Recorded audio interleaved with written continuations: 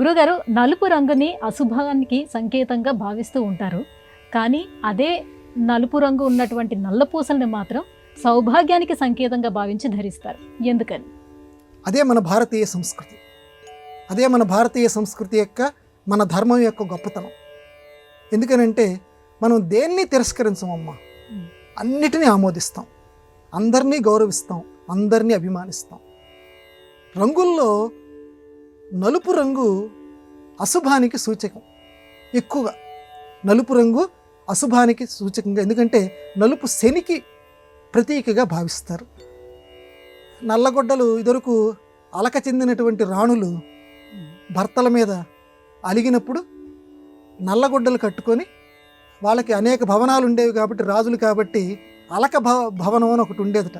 శ్రీకృష్ణుడి మీద అలిగినటువంటి సత్యభామ నల్లటి బట్టలు కట్టుకొని ఆ అలక గృహంలోకి వెళ్ళిందని చెప్పి నందితిమ్మన పారిజాతాపరణంలో రాస్తాడు. కాబట్టి నలుపు అంటే ఎదుటివాడి మీద నిరసన ప్రకటించాలన్నా, అది ఇష్టం లేనితనాన్ని ప్రకటించాలన్నా నలుపు కట్టుకునేవారు పూర్వం. నలుపు కూడా అశుభానికి సూచిక, అది శనిగ్రహానికి ప్రతీకగా పెద్దలు చెప్తారు. అందుకే నల్ల తెల్లలు, తెల్ల తెల్లలు అలాంటివి ఉంటాయి కదా, నల్ల నువ్వులు ఇలాగా. కాబట్టి నలుపు, మరి అట్లాంటి నలుపుని మనం పరమ పవిత్రంగా భావించేటువంటి నల్ల పూసలు నల్లగా ఉంటాయి. అవి చాలా మంగళకరము అని చెప్పి మన భారతీయ మహిళ ధరిస్తుంది నల్ల పూసలు. ఎందుకని? ఇది ఇక్కడ మనకి చాలా విలువైనటువంటి ప్రశ్న. ఎందుకనంటే దిష్టి తగలకుండా ఉండటానికి దీనికి జవాబు చెప్పారు. దిష్టి అంటే దృష్టి. దృష్టి అనే పదం వికృతంగా మారిపోయి దిష్టి కింద మారింది. పెళ్లి కుమార్తెకి ఇప్పటికి కూడా కొంతమంది పెడుతున్నారు, బుగ్గ మీద పెళ్లి కొడుక్కి పెళ్లి కుమార్తెకి నల్లటి చుక్క పెడతారు. అంటే బాగా అలంకరణ చేస్తారు. అబ్బా ఎంత అందంగా ఉందిరా, వీడు ఎంత అందంగా ఉన్నాడురా. ఎందుకంటే వచ్చి కూర్చున్నటువంటి వాళ్ళు అనేక వందల మంది ఉంటారు. ఆ వందల మంది ఆ పెళ్లి కూతుర్ని, ఆ పెళ్లి కొడుకుని అదే పనిగా చూస్తుంటారు. చూసినప్పుడు అందరి దృష్టి వాళ్ళ మీద పడుతుంది. ఆ దృష్టి పోగొట్టాలి, ఆ దృష్టి దోషం పోవాలి. అందుకని ఏం చేస్తారు, బుగ్గ మీద ఒక నల్లటి చుక్క పెడతారు. ఎందుకంటే చూపు ఎప్పుడూ కూడా, మనది ఎప్పుడూ కూడా లోపం ఎక్కడుందో దాని వైపు ప్రసరిస్తుంది.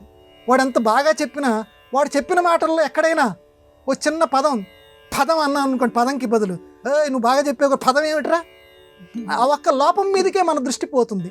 ఆ రకంగానే అంత బాగా ఉన్నటువంటి అమ్మాయి కానీ అబ్బాయి కానీ ఆ నలుపు చుక్క మీదకి వీళ్ళ దృష్టి పోయి మిగిలిన శరీరం అంతా చక్కగా ఉంటుంది. కాబట్టి వాళ్ళ దృష్టి దోషం రాకుండా ఉంటుందని చెప్పి చుక్క పెడతారు. చిన్నపిల్లలకు కూడా మనందరికీ తెలుసు, చంటి పిల్లలకు కూడా దృష్టి దోషం రాకుండా ఉండటానికి నలుపు చుక్క పెడతాం.